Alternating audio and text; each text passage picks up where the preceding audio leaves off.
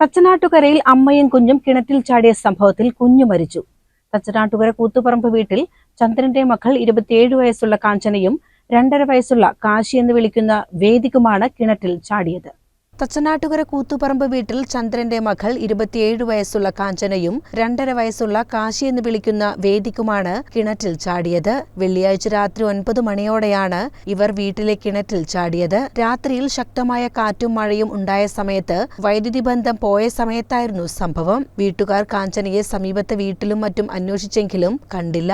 തുടർന്ന് കിണറിന്റെ പൈപ്പ് ഇളകുന്നത് കണ്ടപ്പോഴാണ് കിണറിൽ വീണെന്ന് മനസ്സിലായത്. ഉടനെ ഫയർഫോഴ്സിനെയും നാട്ടുകൽ പോലീസിനെയും അറിയിച്ചു. ഉടൻ തന്നെ പെരിന്തൽമണ്ണയിലെ സ്വകാര്യ ആശുപത്രിയിൽ പ്രവേശിപ്പിച്ചെങ്കിലും ശനിയാഴ്ച രാവിലെയാണ് കുട്ടി മരിച്ചത്. ചെമ്മാണിയോട് പയ്യാമ്പുള്ളി പടിക്കൽ ഷിജുവാണ് കാഞ്ചനയുടെ ഭർത്താവ്.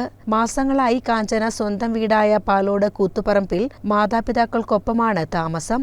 നാട്ടുകൽ പോലീസ് മേൽ നടപടികൾ സ്വീകരിച്ചു. CCN ചത്തല്ലൂർ.